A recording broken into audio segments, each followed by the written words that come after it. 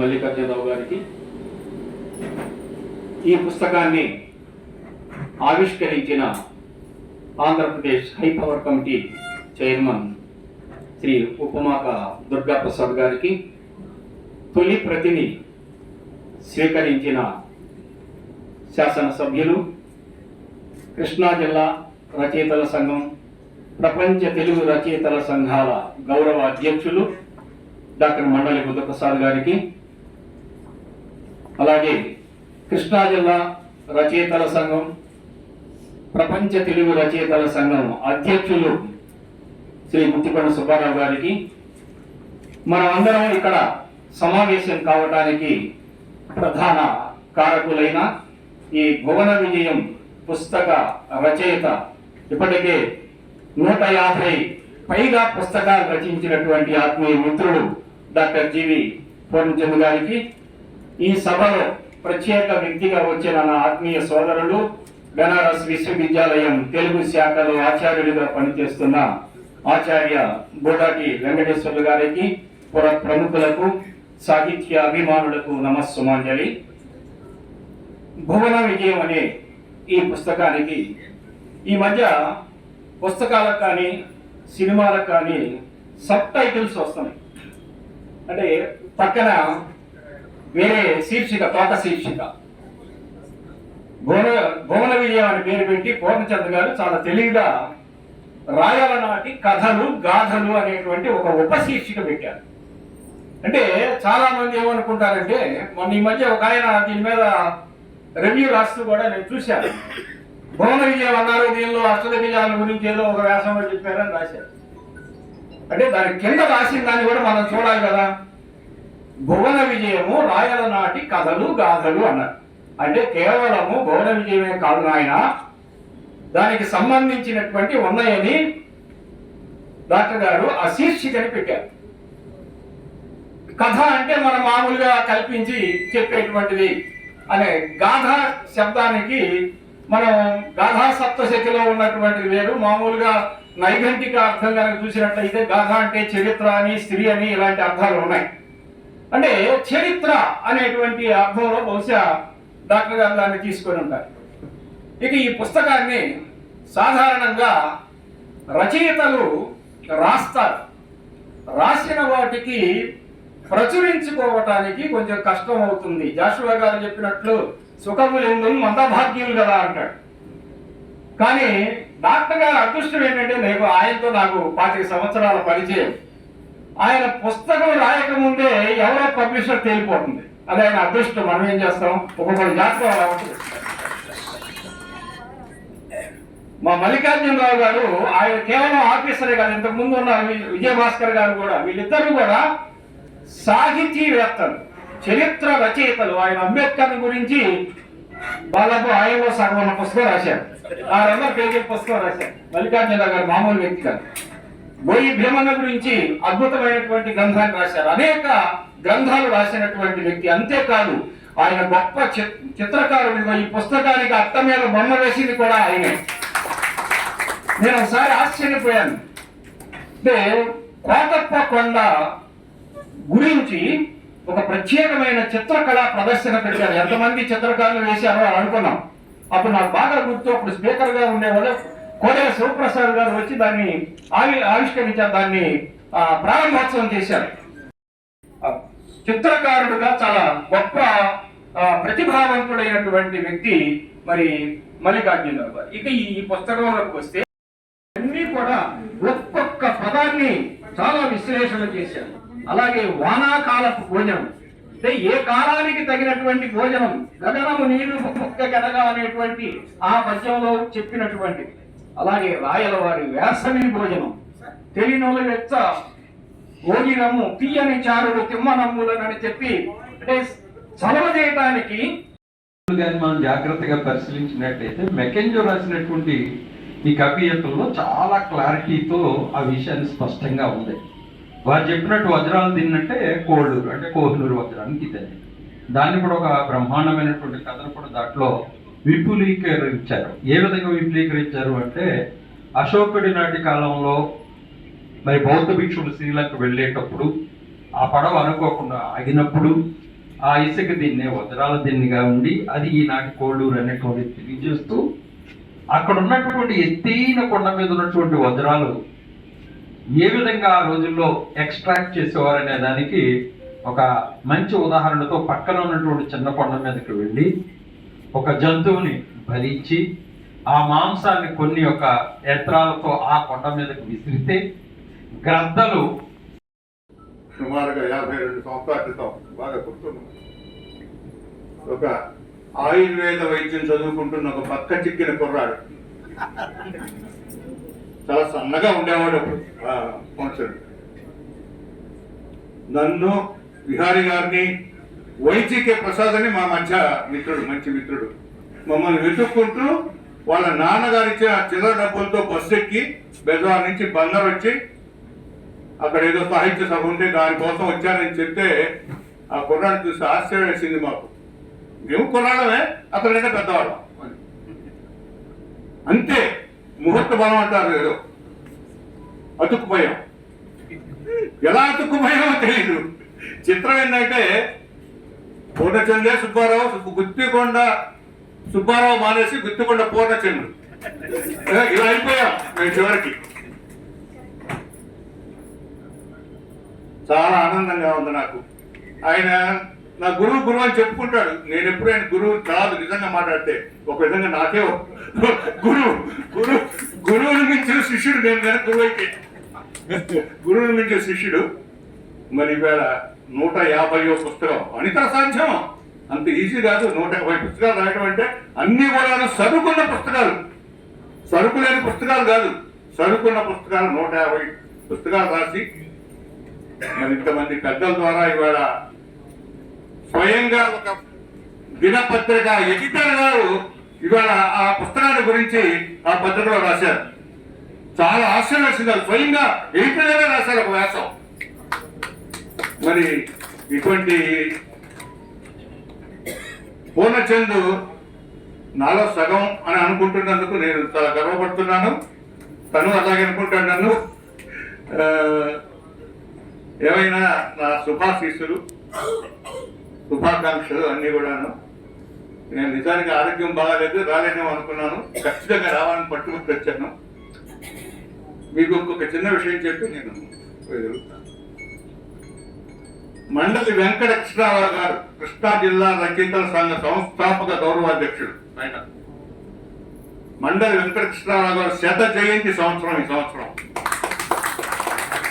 రేపు ఆగస్టు 4వ తారీఖు నుండి వచ్చే సంవత్సరం ఆగస్టు 2026 ఆగస్టు 4వ తారీఖు వరకు సంవత్సరం పాటు మండలి వెంకట కృష్ణారావు గారు 100వ జయంతి ఉత్సవాలు జరపాలని కృష్ణా జిల్లా రచయితల సంఘం నిర్మాణం చేసింది. ప్రతి నెల ఆయన సంస్మరణ ఉపన్యాసం ఉంటుంది. ప్రతి నెల తారీఖు మారచ్చు, 4వ తారీఖు ఉండాలని లేదు, మారచ్చు ఆ వీలుని బట్టి. ప్రతి నెల ఒక కార్యక్రమం. అది కూడా ఎక్కువ భాగం విజయవాడ, అవనిగడ్డ, మచిలీపట్నం ఉంటాయి. కానీ రాజమండ్రిలో వాళ్ళు అడుగుతున్నారు ఒక నెల కార్యక్రమం పెట్టమని. గుంటూరు వాళ్ళు అడిగారు, ఏలూరు వాళ్ళు కూడా అడిగారు. అందువల్ల బహుశా ఆ నెల కొన్ని కార్యక్రమాలు అక్కడ 12 కాదు మించిపోయే అవకాశం కూడా ఉంది. ఈ నెలకు 2 కూడా పెట్టే అవకాశం వచ్చింది. వాళ్ళు అడుగుతున్నారు. మేము ఎప్పుడైతే ఈ ప్రకటన చేశామో కృష్ణా జిల్లా రచయితల సంఘం తరఫున అట్లా పెట్టబోతున్నాం అని అడిగితే, అయితే మాకు అవకాశం అండి, మా ఊళ్ళో మేము పెట్టుకుంటాము అని మండలి వెంకట కృష్ణారావు గారు ఉండే గౌరవం, ఆయన మీద ఉండే అభిమానంతో వాళ్ళు ముందుకు వచ్చారు. అవి కూడా మేము ప్లాన్ చేస్తున్నాము. ఖచ్చితంగా ఆగస్టు 4వ తారీఖు నుండి ఆగస్టు 9వ తారీఖున బహుశా ఇక్కడ ఆయన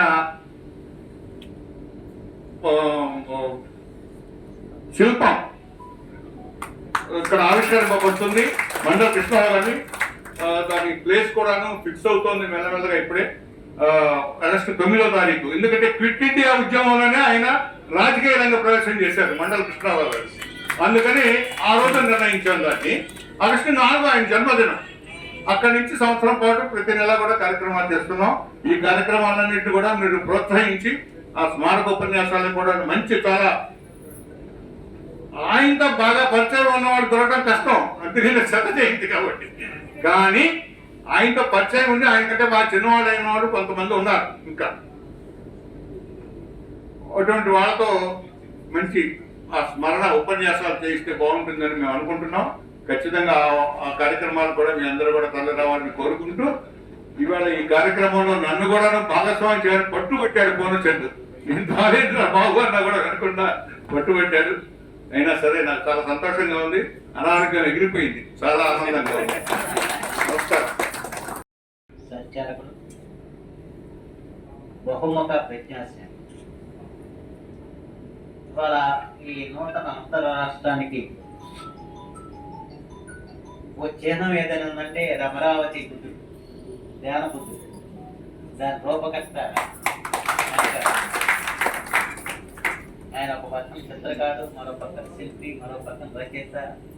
ఇన్ని వ్యక్తులు ఉండటం అది చాలా అరుదైన విషయం. సంతోషం. అలాగే ఈరోజు ఆంధ్రప్రదేశ్ హైకోర్టు పూర్వ న్యాయమూర్తి, ప్రస్తుతం ఆంధ్రప్రదేశ్ ప్రభుత్వ హైకోర్టు కమిటీకి అధ్యక్షులుగా ఉన్న గొప్ప సాహితీమూర్తి జస్టిస్ ఉప్మాక దుర్గా ప్రసాద్ రావు గారు, కృష్ణా జిల్లా రచయితల సంఘం అధ్యక్షులు పెద్దలు పూజ్యులు శ్రీ గుత్తికొండ సుబ్బారావు గారు, ఈనాడు ఈ పుస్తకం గురించి చక్కటి సమీక్ష చేసిన ప్రసంగ ప్రజ్ఞానిధి డాక్టర్ కుమార్ సాంబశివరావు గారు, రచయిత పూర్ణచంద్ర గారు.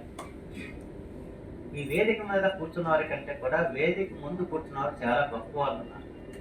నిజంగా వాళ్ళని చూస్తుంటే నాకు కొంచెం ఇక్కడ కూర్చొని సిగ్గుపడతా. వివిధ రంగాల ప్రముఖులు ఉన్నారు. ఇక్కడ ఉన్నారు వ్యక్తులు కాదు, శక్తులు. సమాజానికి దిశార్థం చేసే మహోన్నతులందరూ కూడా ఈరోజు ఈ సమావేశం ఉండటం, వివిధ రంగాల ప్రముఖులు ఉండటం, ప్రత్యేకించి సాహిత్యం గురించి ఉండటం నిజంగా అది పోలిక చేసుకున్న చూస్తాం. ఎందుకంటే సహజంగా ఇలాంటి కుందావిష్ణ సభలకి జనం కరువు అవుతారు, కానీ వారి కుర్చీలు కరువు అయ్యాయి.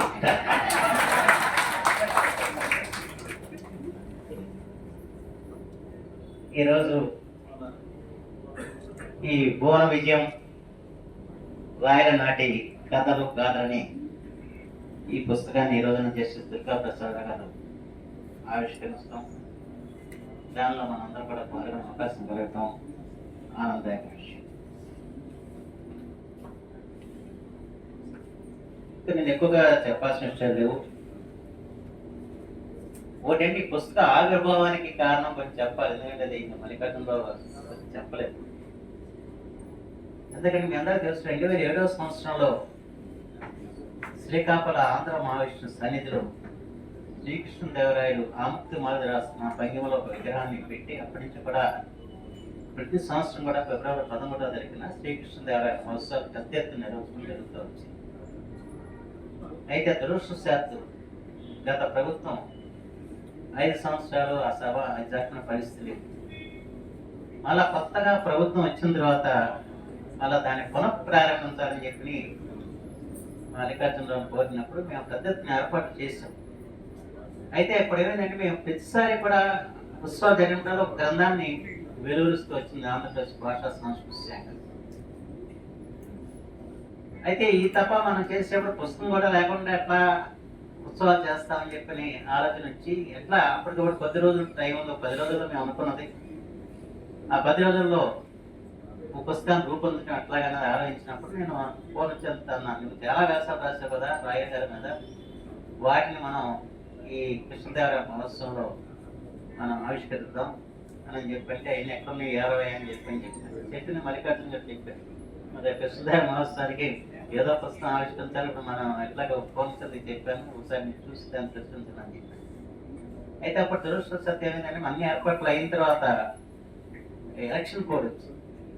ఎలక్షన్ కోడ్ వచ్చేవాడికి ఎలక్షన్ కోడ్లో ప్రభుత్వం తరఫున అక్కడ కార్యక్రమం చేయడానికి కొంచెం ఇబ్బందులు రావడంతో ఫిబ్రవరి 11న జరపకపోయాం.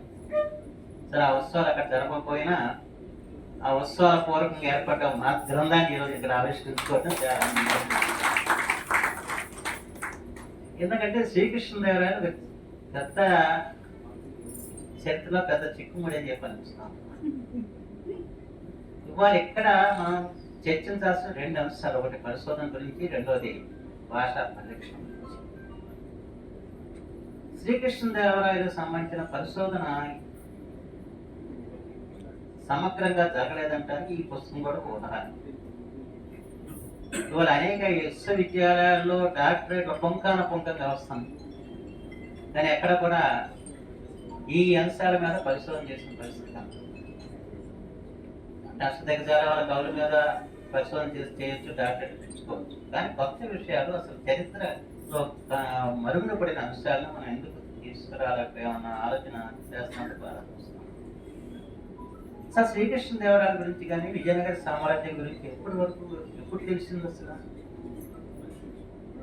రాబర్ట్ నూనీజ్ ఆయన ఫర్గాటెన్ ఎంపైర్ అనే పుస్తకం వెలువరించే వరకు తెలియదు. ఆ తర్వాత ఆంధ్ర వాళ్ళకి, మన తెలుగు వారికి ఎప్పుడు తెలిసింది? ఆ తెలియజెప్పిన మహానుభావులు కొమరాజు లక్ష్మణరావు గారు, గాడిచెల లక్ష్మణరావు గారు. ఆ రోజున ఆంధ్రోద్యమాన్ని ప్రారంభించినప్పుడు ఆంధ్రోద్యమానికి ఒక వ్యక్తి అవసరం.